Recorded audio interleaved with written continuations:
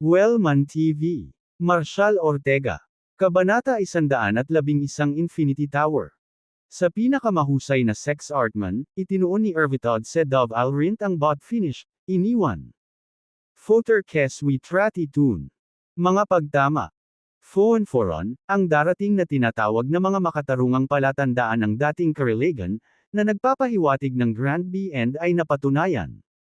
Vizium. Para sa Runding the Tower were churns, devs, adasus of desolation bang in the way from years of dim. Habang ang isang malamig na beres ay umiiyak dahil sa suntok na humahampas sa isang mababang, malungkot na pader, na halos parang nagdadalamati sa kanyang hindi nababalot na perpan. Nakaupo sa dovey ground, isang masungit, mid-led up sa napabayaang anyo ng tore, exhaling isang mabigat na cloud ng mic na nakabalot sa kanyang mukha na humantong sa pag-aalala. Ito ay si Jonah Ferguson, ang builder sa likod ng Infinity Tower at ang pinuno ng Infinity Group. Today ang kanyang huling araw bago humingi ang bangko ng pagbabayad ng kanyang astronomical na loan na mahigit 10 bilyong dolyar. Kung nabigo na ay clear ang kanyang mga utang sa dalawang pangunahing bangko, si Jonah ay haharap sa kumpletong pagkawasak sa pananalapi. May iwan siyang nalulunod sa utang, na walang pag-asang muling mabuhay. Ang proyekto ng Infinity Tower ay naging pagmamalaki ni Jonas 3 taon lamang ang nakalipas. Mula noong siya ay 20 taong gulang, siya ay sumugod, nag-alay ng higit sa isang dekada upang mag-ukit ng isang pangalan para sa kanyang sarili. Ang Southvale, ang distrito ng Harmonyfield na nasa hangganan ng mataong ekonomikong Havenport Economic Zone sa timog silangan ng Draconia ay may napakalaking pangako noon. Ang mga alingawngaw ay nagpapahiwatig na ang mga opisyal ng Harmonyfield ay nagpaplano na gawing pinakamalaking ang Southvale sa lungsod. Distrito ng negosyo. Nang kumalat ang balita, ang mga higanti ng real estate ay sumugod sa lugar, na kumukuha ng mga pautang at naghahanda upang masira ang lupa sa mga ambisyosong komersyal na pagpapaunlad. Si Jonas ay kabilang sa mga naakit sa pagkakataon. 3 taon na ang nakalilipas, ibinuhos niya ang bawat sentimong pag-aari niya $1 bilyong at humiram ng karagdagang 10 bilyon, determinadong lumikha ng Infinity Tower, isang skyscraper na umaabot sa 1,200 talampakan at nagkakahalaga ng tinatayang 13 bilyon. Ang sugal ay nakakuha ng malawakang atensyon sa Harmonyfield, na umani sa kanya ng paghanga mula sa mga real estate moguls na nakakita sa kanya bilang walang takot. Gayunpaman, ang iba ay nag-iingat, alam na ang pamumuhunan ni Jonas ay isang malaking panganib. Kung tutuusin, hindi pa nailalabas ng pamahalaang lungsod ang opisyal na mga dokumento sa pamumuhunan sa pagpapaunlad. Kung magtagumpay ang kanyang plano, tataas siya mula sa isang small-time na developer tungo sa isa sa mga nangungunang manlalaro, nakatayo. Kasama ng mga makapangyarihang pamilya tulad ng Dons at Hamiltons. Ngunit nadurog ang kanyang adhikain nang hindi natupad ang matagal nang inaasam na pag-aproba ng gobyerno. Sa kalagitnaan ng pagtatayo noong nakaraang taon, ang tore ay umabot sa 300 talampakan nang ang pamahalaan ng Harmonyfield ay gumawa ng isang nakamamatay na suntok. Idineklara nilang nakahold ang mga plano sa pagpapaunlad ng Southvale, na nagpasya sa halip na unahin ang Eastvale, kung saan ang Don Group at 3 iba pang malalaking korporasyon ay namumuhunan ng malaki sa Eastvale Ecological Project, na kinabibilangan ng mga shopping district at recreational facility. Ang balita ay tumama ng husto sa mga namumuhunan ng Southvale. Marami ang mabilis na naglabas ng kanilang mga pondo mula sa lugar, na nag-iwan kay Jonas na may kritikal na kakulangan ng cash flow. Ang proyekto ng Infinity Tower ay biglang huminto, na naging sanhi ng mabangis na titulo ng pinakamalaking at pinakamahal na inabandunang pag-unlad ng Harmonyfield. Noong nakaraang taon, nahirapan si Jonas laban sa paglaki ng mga utang, humihingi ng pautang sa sinumang gustong magpahiram, kahit na sa pagpaparusa sa mga rate ng interes. Isa sa mga pinagkakautangan na ito ay si Sean mula sa Abyssal Dominion, na nagpahiram sa kanya ng malaking pondo sa napakataas na interes, na lalong humihigpit sa silong. Napagtatanto na hindi niya mapapanatili ang proyekto, gumawa si Jonah ng desperadong pagtatangka na ibenta ang mga karapatan sa Infinity Tower, na umapela sa lungsod ng maraming beses na payagan ang isang auction. Ang bawat pagtatangka, Gayunpaman, ay nauwi sa kabiguan. Habang lumalalim ang kanyang utang, naghanap siya ng karagdagang mga pautang upang may salbo ang proyekto sa pamamagitan ng pagbabawas ng taas ng tore sa 650 talampakan, umaasa na maaaring magbenta ang isang mas maliit na gusali, na hahayaan siyang makabawi ng kahit ilan sa kanyang puhunan. Gayunpaman, hindi siya makaakit ng isang sentimo ng pamumuhunan kahit gaano pa niya sinubukan. Ngunit walang mamumuhunan ang gustong hawakan ang Infinity Tower. Sa pag-unlad ng Southvale na walang katapusan na ipinagpaliban, ang paglalagay ng pera sa lugar ay parang pagbuhos ng pera sa isang napakalalim na hukay. Nakulong sa pinansyal na bangungot na ito, si Jonas ay nagkaroon ng kaunting tulong. Kailangan niya ng malaking halaga ng pondo para mag-circulate. Sa nakalipas na taon, ibinente niya ang bawat mahalagang asset na pag-aari niya, ibinuhos ang lahat ng natitira niya sa Infinity Tower, umaasang magiging sapat ito para mapanatili ang proyekto. Ang auction ay tumagal ng oras, at ang mga nalikom mula sa kanyang mga benta ay halos hindi kumagat sa ibabaw ng kanyang napakalaking. Ngunit ang mga pagbabayad ng interes at utang. Ang mga bangko na dati ay sabik na tumusto sa pangarap na proyekto ni Jonas ngayon ay nag-abala sa kanya para sa pagbabayad, na gumagawa ng mga hakbang upang tumawag sa mga pautang ng maaga sa schedule. Ngayon ang pinakahuling deadline. Ipinatapon si Jonas upang matugunan ang mga hinihingi ng mga bangko, hindi lamang nila sakupin ang Infinity Tower sa mismong lugar, kundi si Jonas mismo ay nalulubog sa mga personal na batas dahil sa napakalaking debes na kanyang naipon. Sa nakalipas na buwan, ang kasawian ni Jonah, nakaakibat ng alamat ng Infinity Tower, ay naging isang babala sa buong mundo ng real estate ng Herrenonfeld. Ang mataas na pusta na sugal na kinuha niya 3 taon na ang nakaraan ay nag-backfired, na naging marker ng ari-arian. Pinakamasakit na aral. Naniniwala ang lahat na sa wakas ay narating na ni Jonah ang kanyang wakas. Paano kaya niya maitataas ang halos 10 bilyong dolyar na kailangan para ma-clear ang kanyang mga debo sa loob lamang ng isang araw? Sa puntong ito, ang anumang pag-asa na makahanap ng isang mamumuhunan upang iligtas siya ay kasing ganda ng wala. Sa sandaling kilala sa kanyang pagiging matyaga, natagpuan ni Jonah ang kanyang sarili sa isang hindi malulutas na deadlock, na dumating sa pamamagitan ng imposibleng mga posibilidad. Isang himala lamang ang makapagliligtas sa kanya ngayon. Sa hitsura ng dalamhati, itinuon ni Jonah ang kanyang tingin sa Infinity Tower, ang kanyang mga mata ay puno ng luha. Ang gusaling ito ay sumisimbolo sa lahat ng ibinuhos niya sa kanyang puso, sa kanyang mga ambisyon, sa kanyang pagmamataas, sa kanyang kaluluwa. Gayunpaman, si Jonah, kasama ang lahat, ay hindi alam ang isang mahalagang katotohanan. Sa loob lamang ng 3 araw, siya at ang kanyang tore ay magkakaroon ng pagkakataon sa pagtubos. Sa loob ng 3 araw, ang lungsod ay mag-aanunsyo ng mga balitang nagbabago ng laro, isang pangmatagalang plano upang bumuo ng Southvale sa susunod na dekada. Kung ang mga bangko ay nagbigay sa kanya ng kahit isang maikling pagkaantala 3 hanggang 5 araw, si Jonas ay maaaring nasa bingit ng isang pambihirang pagbabalik, isa na magkokorona sa kanya bilang pinakahuling nagwagi sa arena ng real estate ng Herrenonfeld. Ngunit pinaglalaroan siya ng tadhana. 3 araw lamang bago ang mahalagang pagkakataong ito, natagpuan niya ang kanyang sarili na nakatayo sa gilid ng pagkawasak. Si Marshall lang ang nakakaalam na ang Southvale ay nakatakdang maging magnet para sa mga mamumuhunan sa loob ng ilang araw. At habang si Jonas ay nakatayo sa ilalim ng tore na kanyang inaruga na parang bata, malayang dumaloy ang mga luha sa kanyang mga pisngi. Sabi nila Tay ng lalaki. Bihira ang luha, sa tunay na kalungkutan lamang ibuhos. Alam ni Jonah na ito na ang katapusan ng kanyang pangarap, isang kinabukasan na mawawala magpakailanman. Ibinalik niya ang kanyang ulo at nagpakawala ng isang mahaba, masakit na sigaw, ang tunog na nagdadala ng bigat ng lahat ng kawalan ng pag-asa sa loob niya. Ito ay, marahil, ang hindi maiiwasang presyo ng kanyang mataas na panganib na sugal. Kung makakapagtagal pa siya ng 3 araw pa lang, hindi na masusukat ang lahat. Ngunit ang mundo ay bihirang tumatalakay sa paano kung.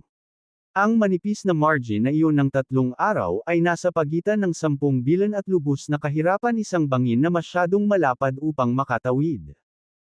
Nakaupo sa paanan ng skeletal Infinity Tower, nag-oak si Jonah sa isang buong pakete ng mga sigarilyo, bawat isa ay panandaliang pagtakas mula sa durog na katotohanan.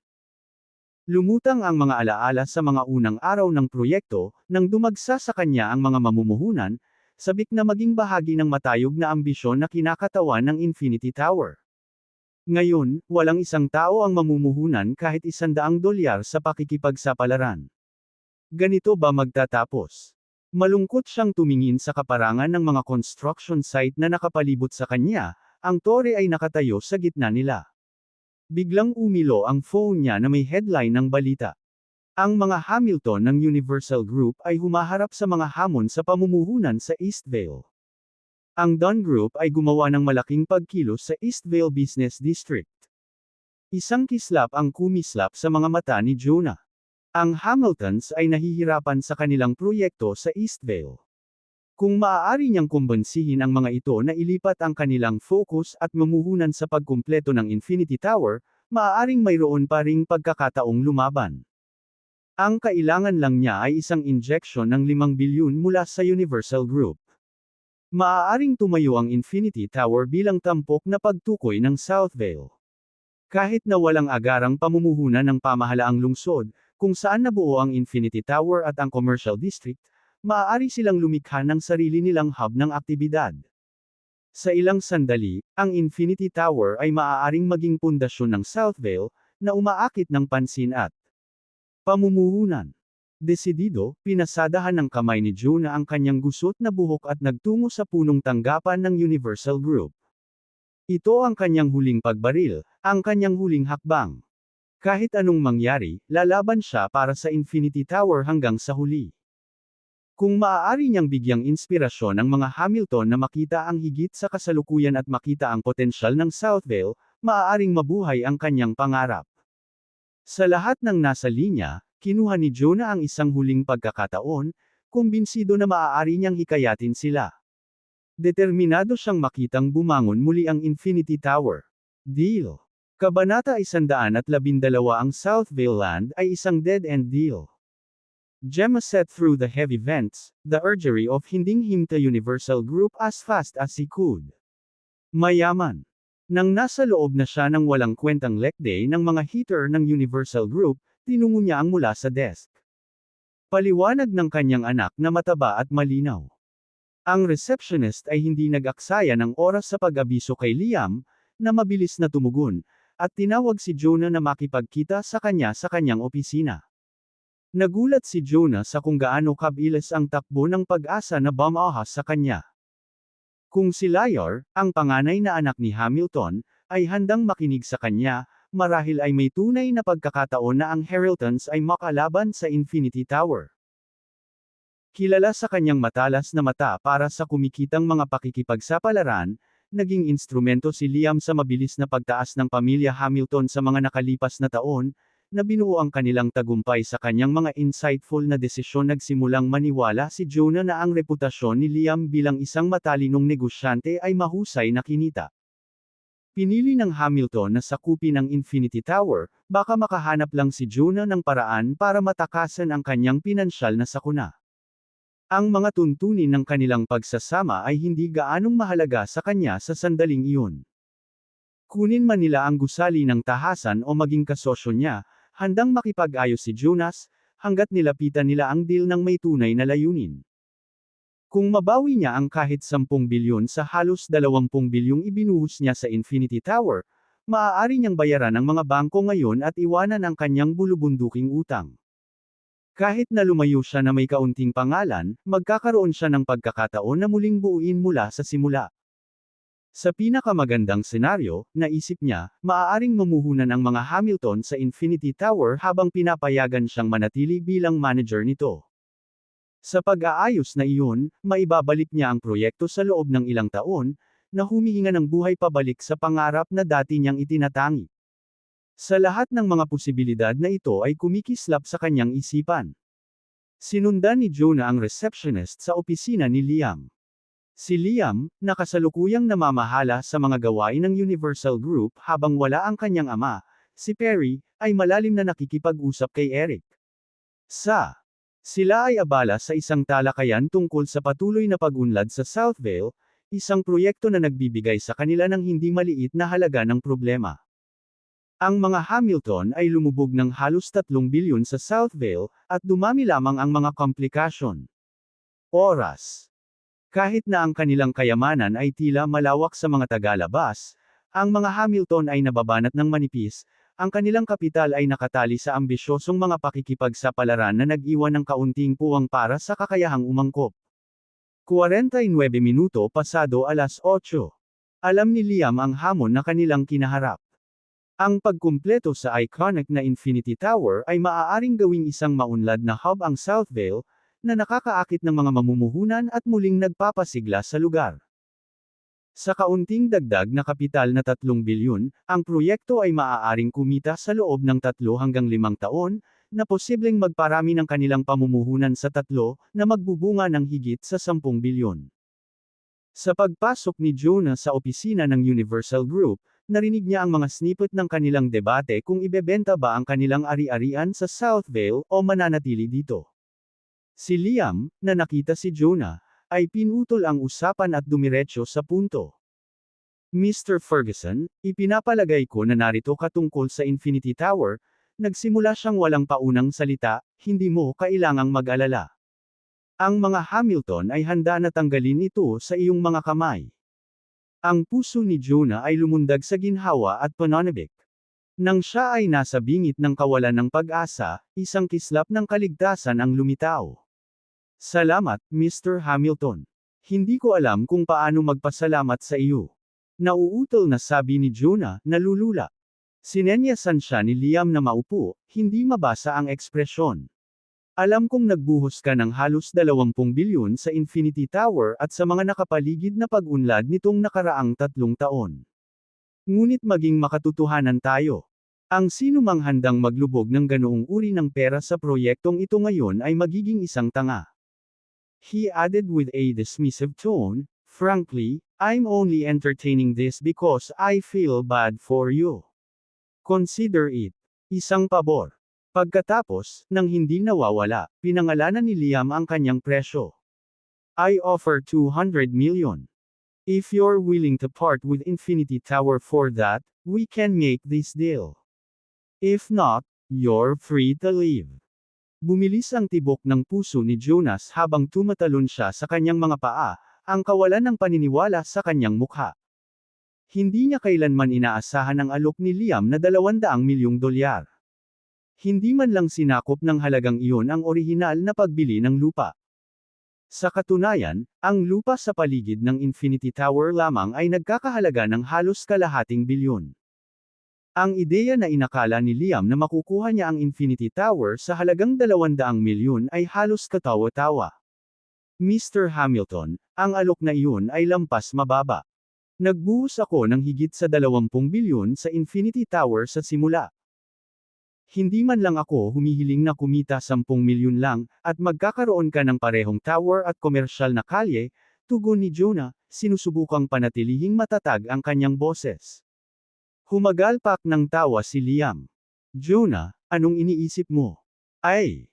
Humihingi ka ng 10 bilyon habang mayroon akong Southvale na lupain na nakaupo doon para sa 3 bilyon na sinusubukan ko ring ibenta.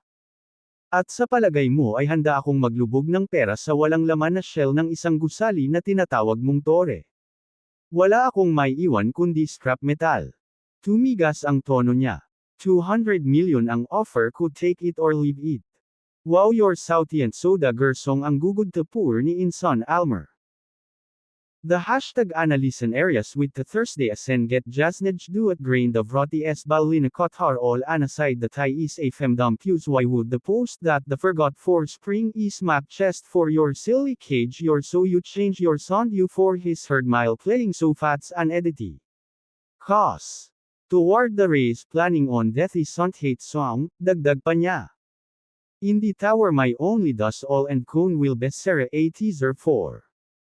Rendes, pinapante ka ni Unearl Grong para kumuha ng puhunan ngayon ang Pronintal Gains. He grew up I'm only waiting for $500 million, it's not castle, especially. Velez Imet. G. Lim, isuot mo na lang ito bilang dipan sauce na nangangailangan. Ang perang ito ay magsesecure. Umiling lang si Pam, na nagsesect, it's such a guaranteed deal, why would you be sell it to me? Are you so generous that you'll be a vote bep to your Fagin? Theo. If stepping forward, false white queried with a mix of pride and desperation, it was for my loan legations, do you think I'd be here? This project is my work, 3 years of blood, sweat and sleepless near. Kahit na naging mahirap, maniniwala ako sa potensyal ng Infinity Towers. Namuhunan ako ng bawat huling sentimo mula sa iba ko pang mga Avers Hut, ngayon kulang na lang ako sa 10 bilyon na kailangan ko para mabayaran ang prinsipal at interes sa aking utang. Kapag hindi ko ito binayaran, kukunin ng bangko ang lahat ng pag-aari ko. Kung mangyari iyon, mahal ko hindi lamang ang aking mga pamumuhunan kundi ang bubong sa ulo ng aking pamilya, kasama ang aking mga magulang, at ang aking asawa at mga anak, sabi ni Jonah, na nilunok ang kanyang pagmamataas. Kaya nga ako nandito, willing to sell it for such a low price, just to repay my debts. Ang hinihingi ko lang ay tulong ngayon. Mr. Liam. I'm begging you, please. Si Jonah ay isang iginagalang na figure sa eksena sa real estate ng Harmonfield, ngunit dahil sa desperasyon ay napilitan siyang magpakumbaba sa harap ni Liam. Sinuri siya ni Liam, hindi siya pinansin. Alam niyang nasa dulo na ng lubod niya si Jonah. Jonah, magpahinga ka na. Hindi ko hinahalo ang negosyo sa kawang gawa. Gusto mong itapon ko ang 10 bilyon sa naudlot mong proyekto, hindi ako ganoon ka-gullible, mataray niyang sabi. Sinubukan muli ni Jonah, Mr. Liam, dapat mayroon kang ilang pananaw sa mga plano ng lungsod. Sa kasalukuyang pananaw sa ekonomiya. Ang pag-unlad ng Southvale ay halos hindi maiiwasan. Alam mo ang tungkol sa Havenport Economic Zone. Kung ang Harmonfield ay lalawak, ang Southvale ang magiging pundasyon. Ito ay isang malaking pagkakataon sa negosyo. Kung kulang ako sa pera, I'd gladly wait 3 or 5 years to content Dilajeng Infinity Tower. So, please, reconsider buying is for 10 bail bond. Liam scoffed, Jonah, ang mga mapagkukunan ng Hamilton early dwarf ka. Kung mayroong anumang malalaking plano para sa Southvale, hindi mo ba naisip na alam ko na? Tumigil sa pagsisikap na kumbonsihin ako, ipinagpatuloy niya ang kanyang boses na malamig, pito, bigyan ka ng karagdagang 50 milyon, na dinadala ang alok sa 250 milyon. Kunin ito, pirmahan ang papeles o lumabas. Jonah, heart sinkang, realized na walang way ang Liam. Hindi man lang niya maisip si Liam na magbayad ng 5 bilyon, lalo pa ang orihinal na hinihinging presyo na 10 bilyon. Liam, ikaw ay may reputasyon sa pagiging matalas at mahusay na pinag-aralan, ngunit ang kakulangan mo sa paningin ay kahanga-hanga. Naglagay ako ng mahigit 20 bilyon, at nag-aalok ka lang ng 200 milyon para bilhin ito. Hindi ka dapat masyadong nakatutok sa mga agarang kita. Tumigas ang ekspresyon ni Liam, bumaba ang boses niya. Ni-lecture mo ba ako, Jonah? Umalis ka na dito.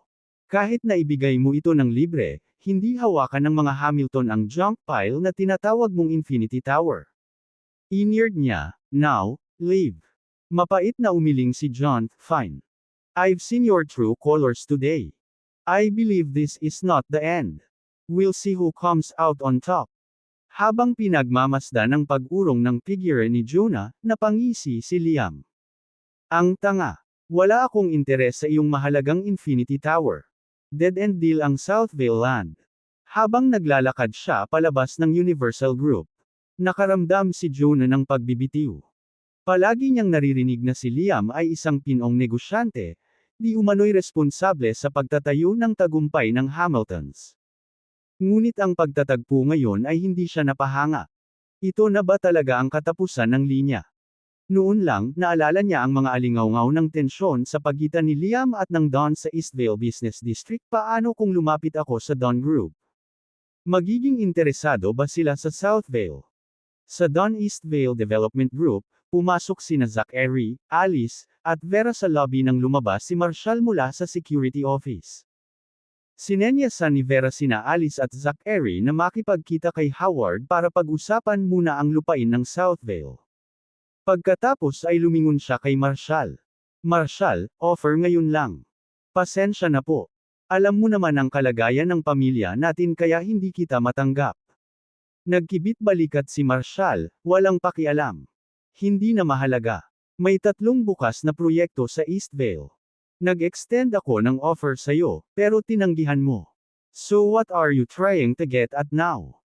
Shed ni Vera.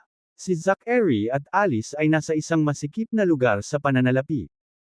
Bawat isa ay may hawak na mga parsela ng Southvale land na nagkakahalaga ng isang balyon, ngunit isa na itong pabigat. Umaasa silang baka interesado ang Dunn Group na bilhin sila. Nagtaas ng kilay si Marshall. Sila ang may-ari ng lupain ng Southvale. Nang makita ang kanyang interes, tumanggo si Vera. Oo, si Alice ay talagang pinipilit para sa pera at kailangang mag-liquidate. Una nilang binili ang lupang iyon sa halagang 1 bilyon. Ngayon, handa silang ibenta sa Dunn Group sa kalahati nito. Sa tingin mo ba magiging interesado si MS Dunn? Kabanata 113 may damdamin pa rin si Marshall kay Alice. Sigurado ka bang nakuha nina Alice at Zachary ang lupain ng Southvale?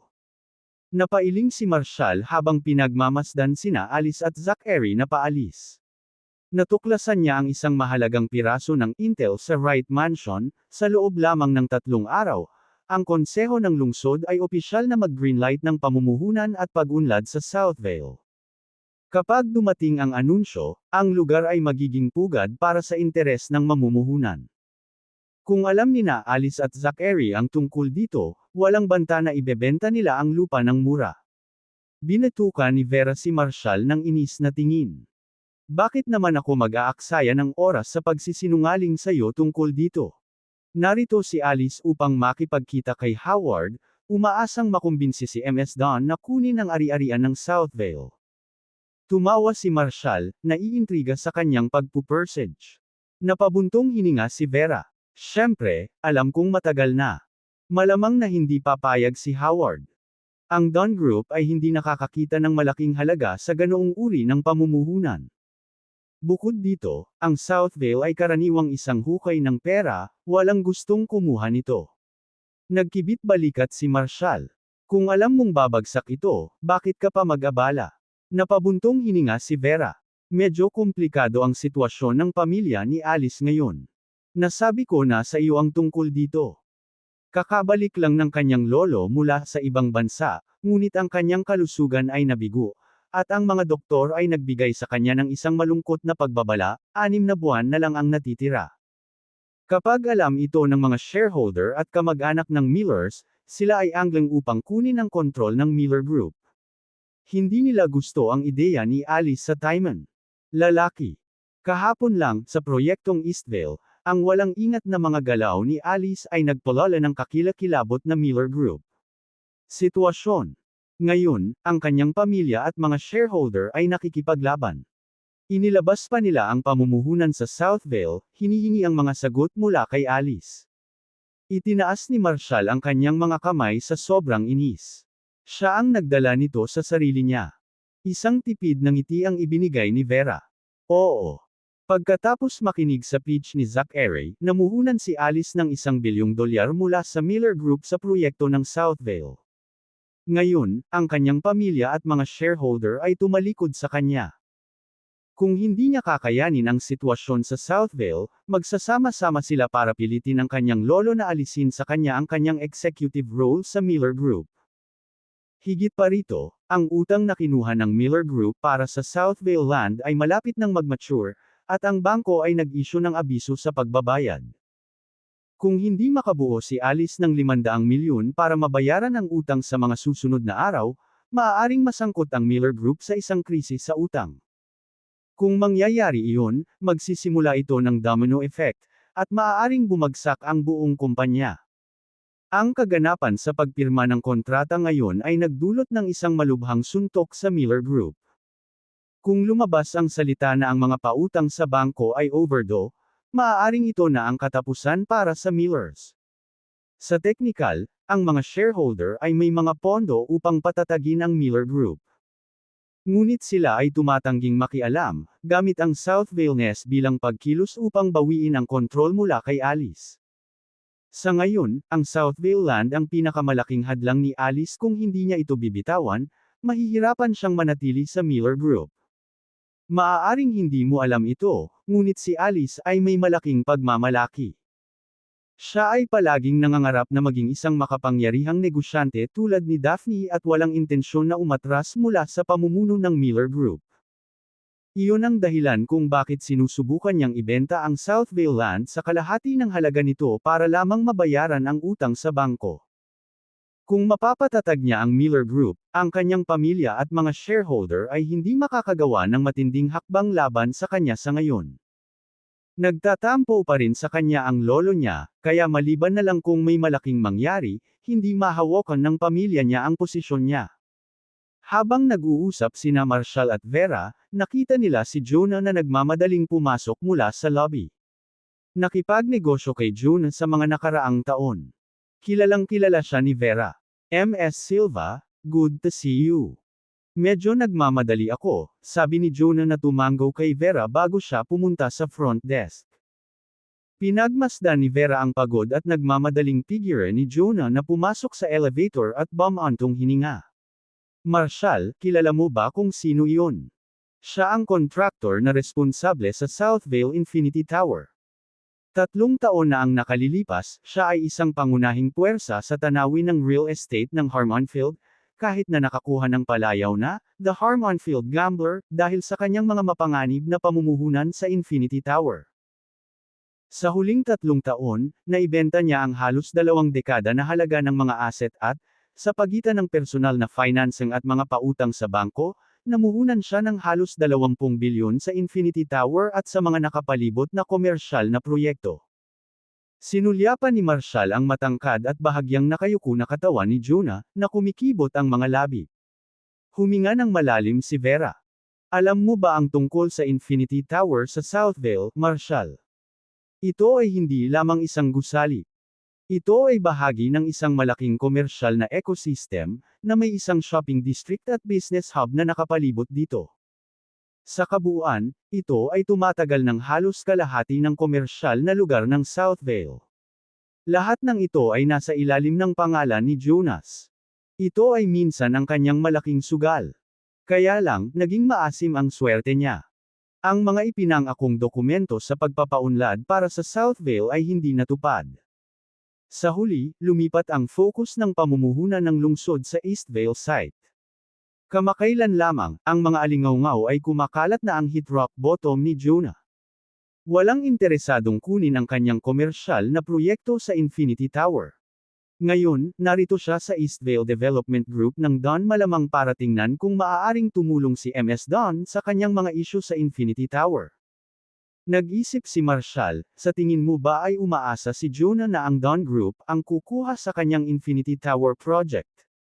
Tumango si Vera. Mukhang ganoon. Bagamat wala siyang relasyon sa negosyo ni Ms. Don, marami na siyang ginawang negosyo kay Howard noong nakaraan. Marahil ay sinusubukan niyang tingnan kung nagpasya si Mr. Dixon na tulungan siya. I doubt Ms. Don would agree, even if Howard gave his approval. Akmang magdedetalye si Vera, biglang naputol ang tanong ni Marshall. Magkano ang maiipon mong pera? Napahinto si Vera, nagulat. What are you getting at? Are you really suggesting that I invest in the South Vale property? Kung iyan ang isinasaalang-alang mo, maaari mong kalimutan ito. Kulang ako ng mga kinakailangang pondo sa ngayon. Kahit na pag-aari ko ang mga bahagi sa Davidson Group, hindi sila maaaring mabilis na ma-convert sa cash. Kahit idagdag ko ang mga shares ko mula sa Silva Group, hindi ko pa rin kayang bayaran ang Infinity Tower. At saka, hindi ako tanga para itapon ang pera ko sa South Vale, lalo na alam kong nalulugi ako. Hindi ako nagpapatakbo ng charity. I feel for them, but that doesn't mean na obligado akong tulungan sila. Higit pa rito, paano ko maa-access ang perang iyon?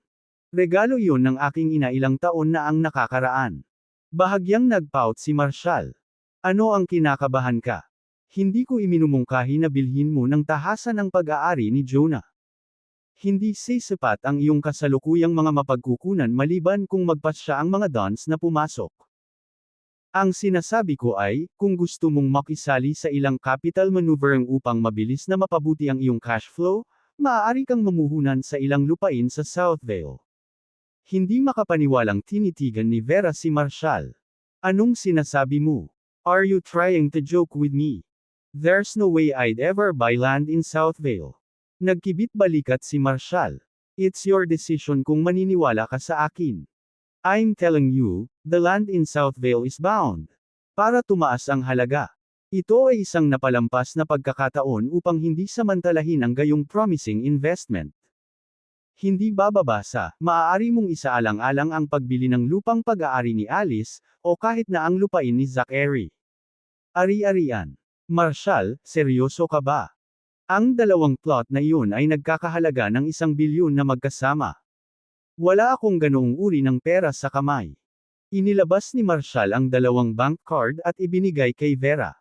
Ang mga card na ito ay naglalaman ng humigit kumulang 600 milyon. Kung nagtitiwala ka sa akin, ilabas ang iyong pera at gumawa tayo ng isang hakbang.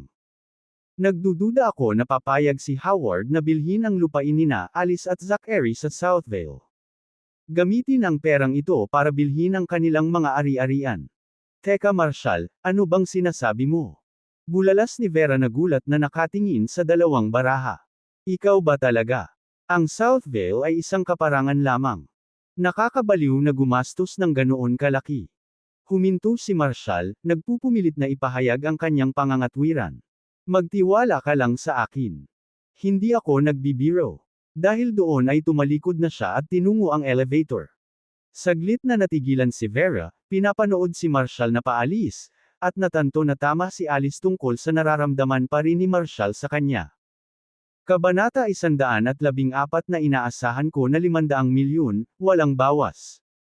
Natapakan ni Vera ang paa sa frustration, na sinugod si Marshall. Dagdag 10 libreng go. Marshall, I get it now. Nabibitin ka pa kay Alice, no? Kung may nararamdaman ka pa sa kanya, bakit hindi mo nalang aminin? How hypocritical. Tumigil si Marshall, saglit na natigilan. Nawala ka na ba sa isip mo? Bakit ko sasayangin ang lakas ko kakaisip sa kanya? You're seriously making a big deal out of this. I'm just suggesting that you invest in Southvale. You really overthink things. Let me clarify, I'm not bored enough to obsess over some crazy. With that, pumasok na siya sa elevator. Habang nasilip ni Vera ang walang pakialam na ekspresyon ni Marshall, napagtanto niyang hindi siya nagsisinungaling. Isang nakakalokong ngiti ang gumuhit sa kanyang mga labi nang sumama siya sa kanya sa loob. Nandoon din sina Rosalie at Piper sa elevator. Hi, Ms. Silva. Rosalie behind, kumakaway kay Vera. Humarap siya kay Marshall, namumula ang pisngi. Marshall, nakakagulat na makita kang muli. Surprise! Pakiusap, malinaw na sinusundan niya ako. Nakakalungkot lang na binaril ni Piper si Marshall ng mapanlate na tingin. Binaliwala siya ni Marshall, inilabas ang kanyang telepono upang tingnan ang pinakabagong mga balita tungkol kay Jonah at Southvale. Maraming mga news outlet ang may mga kwento ngayon na nakasentro sa Jonah at Southvale.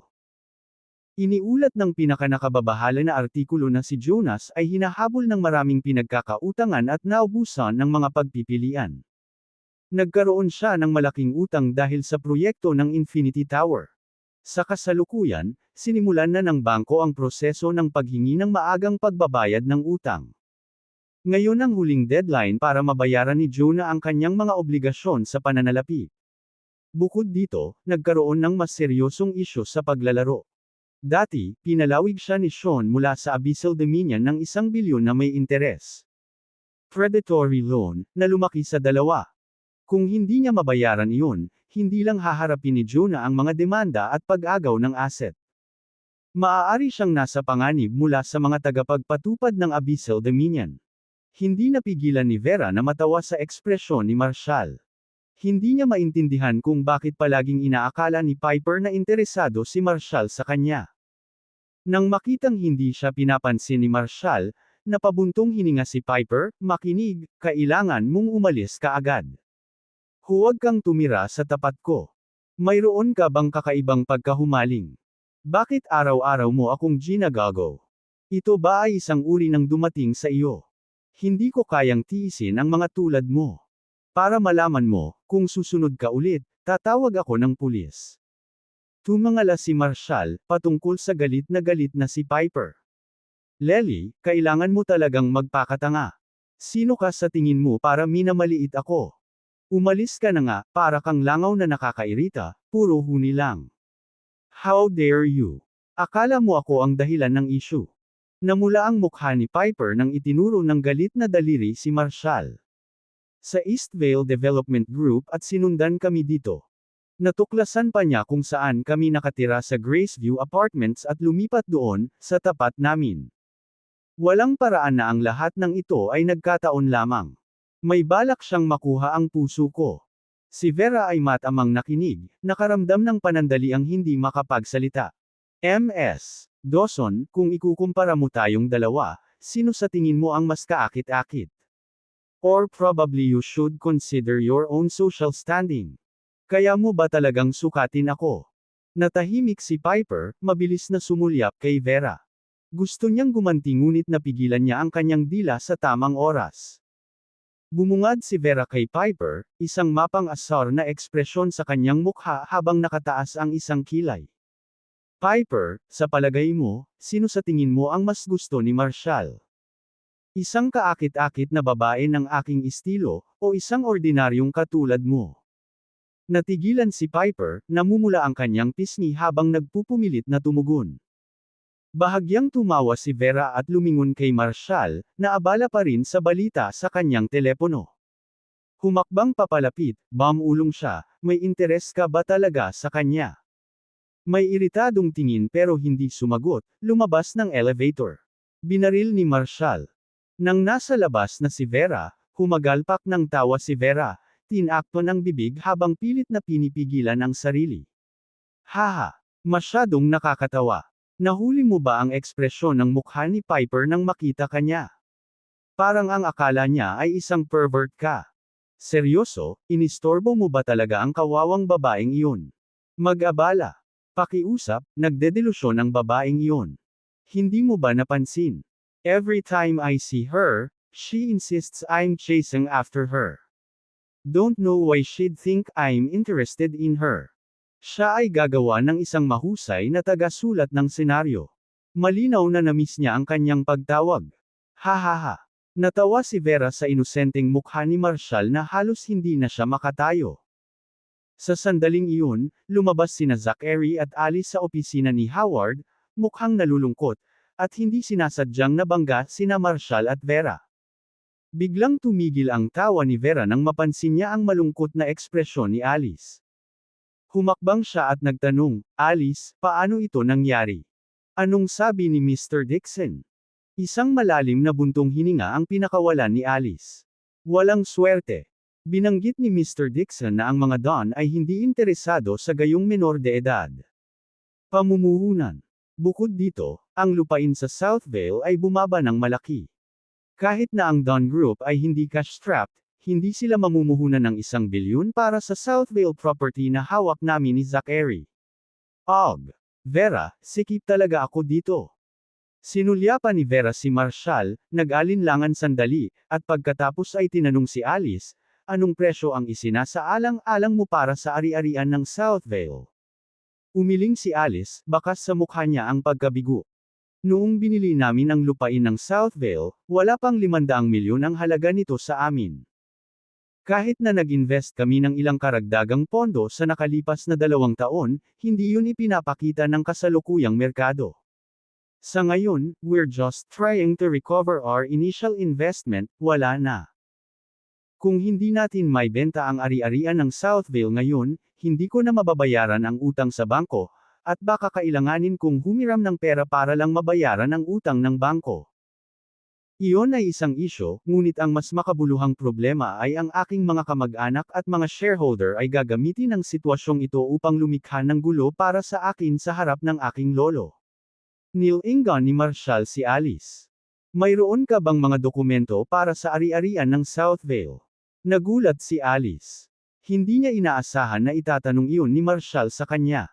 She replied defensively, "Why do you care if I brought the documents or not?"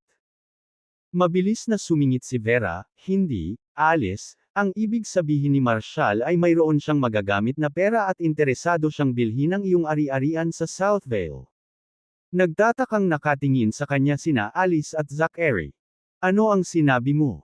Saglit na nakatayo doon si Alice na nabigla, sa simula ay hindi makapaniwala, bago lumipat ang kanyang ekspresyon sa isa. Paghamak. "I know you have a few hundred million. Are you trying to buy these properties just to make me different?" Dahil dito, huminto si Alice, malamig ang tono. "Hindi naman pwedeng ganun kadiretso, di ba? Ano ang huli mo? Basta tandaan mo, simula nung natapos ko ang engagement natin, wala akong ugnayan sa iyo o sa mga Ortega. Tingnan mo." Walang pakialam ng ngiti ang sagot ni Marshall. "Alice, sana iwasan mong banggitin ang engagement mula sa ngayon sa." Nang tumanggi ang mga Miller na tanggapin ang pakikipag-ugnayan, naging mga estranghero kami. Walang kabuluhan ang pagpapalaki nito. At tungkol sa lupain ng Southvale, gusto mo man itong ibenta o hindi ay tungkol lamang sa ari-arian, walang lihim na motibo. Iginala ni Alice ang kanyang mga mata at tinitigan si Marshall. "Wala ka talagang kondisyon." Cool na sagot ni Marshall. "Ms. Miller, masyado mong pinahahalagahan ang iyong kahalagahan. Ang isang babaeng tulad mo ay hindi isang taong gusto kong mapahanga." "Hoy!" Alice sithead, sa bingit ng retaliation. Mabilis na pumagitna si Vera. "Sige, Alice. Si Marshall talaga ay hindi kasing komplikado ng iniisip mo." Pagkatapos ng maikling paghinto, bumalik si Vera kay Marshall. "Hindi ka ba nagbibiro kanina? You genuinely want to purchase Alice's Southvale property? Talaga? Pero parang nag-aalangan siyang magbenta sa atin. Magmamakaawa ba tayo sa kanya? Kung ayaw niyang magbenta, ayos lang sa akin." With that, nilagpasan sila ni Marshall patungo sa office.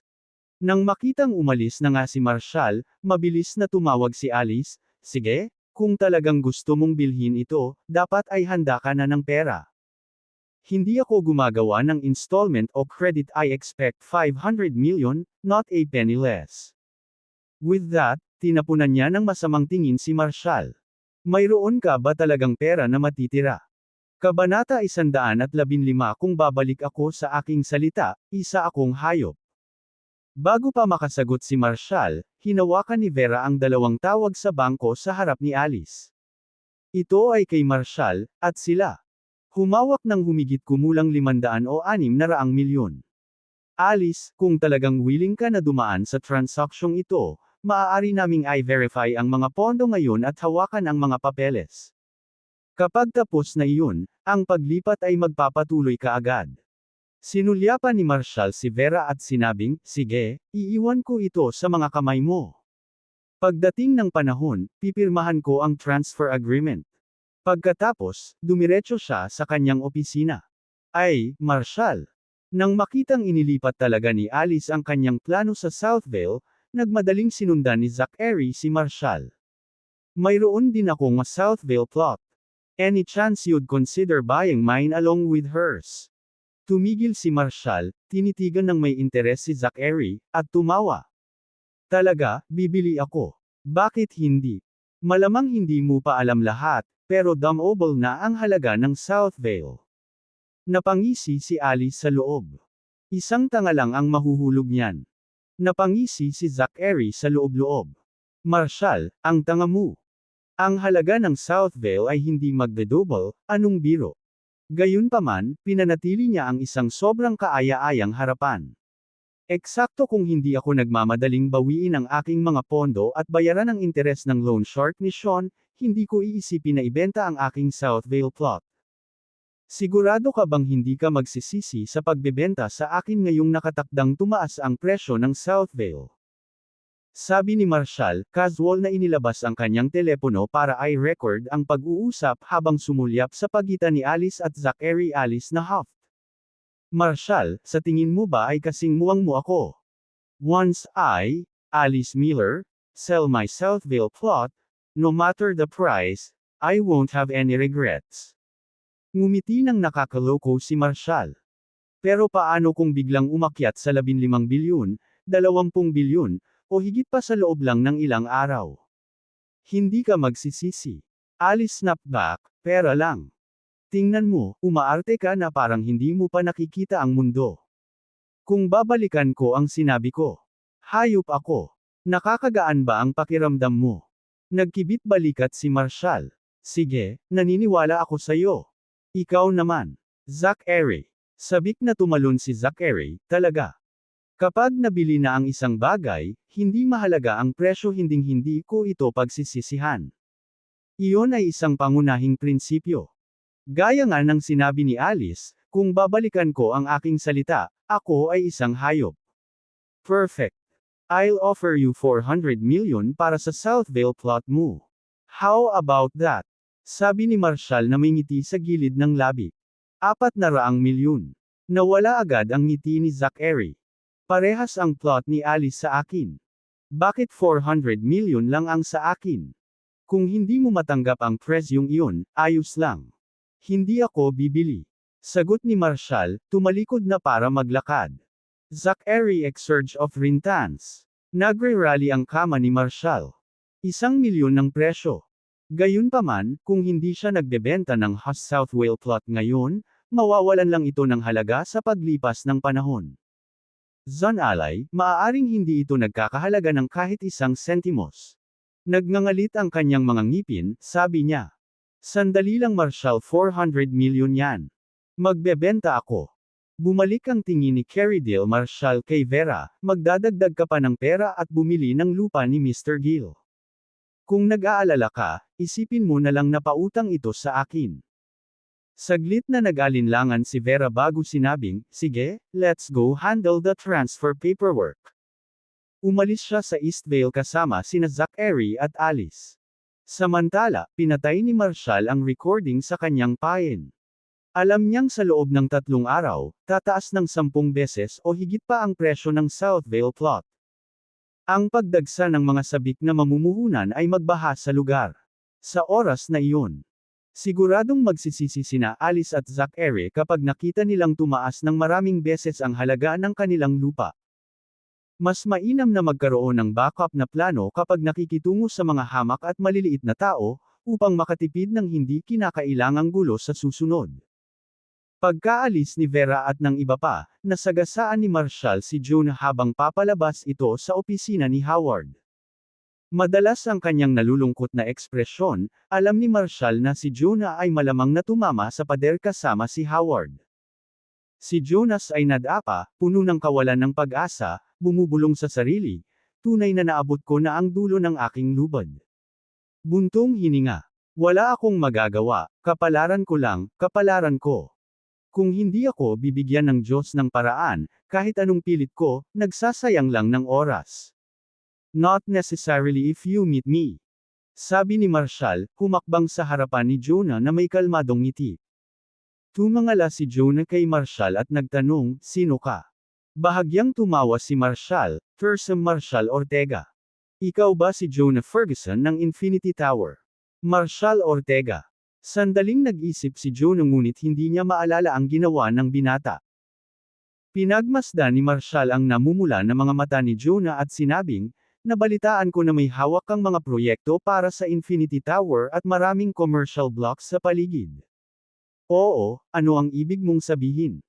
Nagningning ang mga mata ni Jonah, na para bang nahawakan niya ang isang lifeline sa dagat ng kawalan ng pag-asa. Gayunpaman, ang liwanag ng pag-asa sa kanyang mga mata ay muling naglaho. Berrios ang taong nauna sa kanya ay mukhang bata pa. Kahit na siya ay isang executive sa Dons, malabong magkaroon siya ng awtoridad na pamahalaan ang mga pondo sa. Samahan mo ako sa opisina. Kailangan nating pag-usapan ang Infinity Tower, sabi ni Roland, na sumenyas na sumunod si Jonah. Naguguluhan si Jonah. Hindi niya nakilala si Marshall at, nang makita ang batang mukha na ito, nakaramdam siya ng kaba. Siya kaya ang bagong hire na anitant ni Shirley. Gayunpaman, habang sinusundan ni Jonah si Marshall sa opisina, napansin niyang tila mas mataas ang posisyon ng nasa loob kaysa kay Howard. Mukhang katulong nga ni Shirley ang binatang ito. May halong pangamba at curiosity, sinamahan ni Jonah si Marshall sa pintuan ng opisina at nakita ang plate na may nakasulat na CEO. Talagang opisina ito ni Shirley. Muling nag-alab ang pag-asa ni Jonah na katatapos lang nawasak. Ngunit pagkatapos, sa pag-iisip sa presyo na binanggit ni Liam, ang kanyang espiritu ay lumubog muli. Gusto ba ni Shirley na ibaba ang presyo? Sigh. Sa puntong ito, maghihintay na lang ako. Tutal naubusan na ako ng options. Pagpasok niya sa opisina, napansin ni Jonah na mas kahanga-hanga ito kaysa kay Howard. Gayunpaman, mabilis niyang napagtanto na si Shirley ay wala kahit saan. Hindi pa siya direktang nakikipag-ugnayan sa kanya. Ang tanging nakatagpo niya ay ang kanyang ama, si Timothy Don, ilang beses 7 o 8 taon na ang nakalilipas. Please, have a seat. Iminuwestre ni Marshall ang sofa, niyaya ang balis ang Jonah. Gaano katagal bago bumalik si Ms. Don? Umupo para sa kanilang talakayan. Ang deadline para sa pagbabayad ng kanyang utang sa bangko ay sumulyap sa orasan. Mayroon siyang mahigit 3 oras bago ang pagpupulong na ito ay maaaring ang kanyang huling pagkakataon upang ibalik ang mga bagay. Ms. Don. She won't be back today, mataray na sagot ni Marshall. Ngayon, pag-usapan natin ang sitwasyon sa Infinite Tower. Ikaw, Mr. Ortega, I'm sorry, but can you really make decisions on something this significant? Nawala ang pag-asa ni Jonah noong nalaman niyang hindi na babalik ngayon si Shirley. It's just a matter of 10 of billions. Do you really think isa, as the CEO of Eastvale, lack of authority to handle that? Nakangiting tanong ni Marshall. Kung hindi ka interesadong talakayin ito, ayos lang. Teka, why ikaw ang CEO ng Eastvale? Nauutol na sambit ni Jonah sa wakas ay natauhan na siya pagkatapos ng isang kilig. Ang desisyon ng mga Dons na ipagkatiwala ang kanilang pinakamahalagang pag-aari sa binatang ito ay malinaw na nagpahiwatig na siya ay nanalo ng isang mahalagang tao sa loob ng pamilya. Mabilis na tumayo si Jonah at kinamayan si Marshall ng mahigpit. I apologize, Mr. Ortega, hindi ko alam. Sinenyasan siya ni Marshall na maupo. Walang problema. Medyo narinig ko na ang sitwasyon mo. Ngayon, sabihin mo sa akin kung paano mo planong pangasiwaan ang Infinity Tower at ang mga nakapaligid na asset nito. Sa sandaling iyon, nadama ni Jonah na wala na siyang maiiwan kung ilantad ang lahat. Mr. Ortega, sa totoo lang, namuhunan ako ng halos 20 bilyon sa proyekto ng Southvale. Maraming mamumuhunan ang umatras sa kalagitnaan, at ngayon ay nasa bingit ako ng bangkarota. Ngayon ang huling deadline para sa pagbabayad ng aking utang sa bangko, at mayroon din akong utang sa Abyssal Dominion ng halos 2 bilyon. Kinuha ni Sean ang aking asawa at anak na hostage. Kung hindi ko sila mababayaran ngayon, hindi lang kukunin ng bangko ang lahat ng ari-arian ko, kundi papatayin din ni Sean at ng kanyang mga tauhan ang pamilya ko. Sa kabuuan, kailangan ko ng 10 bilyon para malampasan ang krisis na ito. Mr. Ortega, pakiusap. Tumayo si Jonah, balak na magmakaawa kay Marshall ng formal, pero napaatras siya ng mariin. No need for that. I'll speak to Ms. Don and let her know, the Dons will take over. Maya-maya lang ay nagring ang phone ni Jonah. Ito ay isang tawag mula kay Sean. Nanginginig na pinindot niya ang answer button. Bago pa man siya makapagsalita ay narinig na ang boses ni Sean sa linya. Jonah, kung hindi mo mabayaran ang pera ngayon, alam mo kung ano ang mangyayari sa iyong asawa at anak na babae. Sa likuran, naririnig niya ang desperadong iyak ng kanyang asawa at anak na babae. Kumunat ang noo ni Marshall at tinuro si Jonah. Ibigay mo sa akin ang iyong telepono.